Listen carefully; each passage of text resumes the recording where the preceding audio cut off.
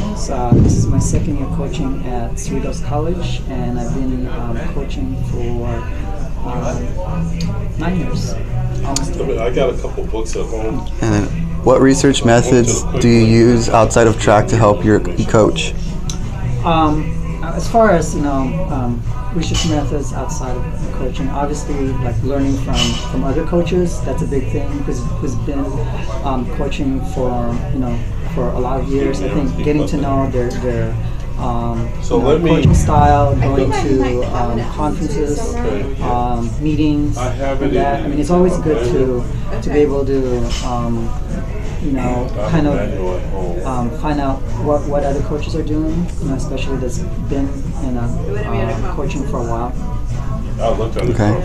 Do you use ergometers to conduct analysis for your athletes, and if so, which ones are they, and what part of the body do they specialize in?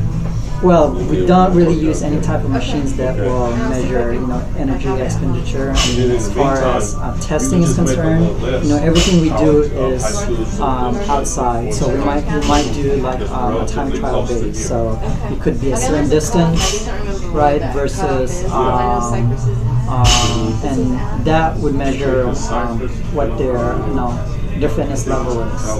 So it's a little bit different, with intercollegiate athletics. I mean, we don't use like a row machine, or we don't use a treadmill to measure how much calories or how far they're going. Okay. How do you keep track of athletes' long-term and short-term changes or progress before and after training? Basically, keep track of all their times during the year. Whenever we have some type of workout, so we measure that, kind of compare it to. So we go on basically a 4-week cycle. So we might do the same workout 1 week after, okay, and then we can basically base the athlete's performance on what they did from the previous 4 weeks. So. There's a lot of data that we collect, and as far as collecting the data, basically videotape the athletes. Let's say we would do a 1600 breakdown. Basically get the times for that. The next time we do the workout, we kind of have a baseline on what they did. So using that, and also times from the meet, we can kind of see how the athletes progress. Okay. From what you learned in the past, how were you able to transfer it to your own style of coaching?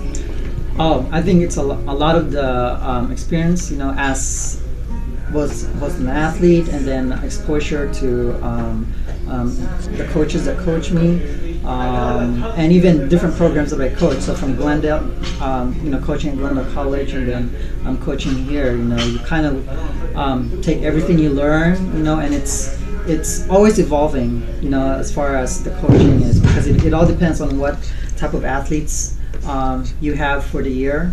For instance, this year for cross country, on the women's side, we predominantly had a lot of sophomores. On the men's side, we predominantly had a freshman. So, kind of had to change, the workouts, because the women had more experience, than the men.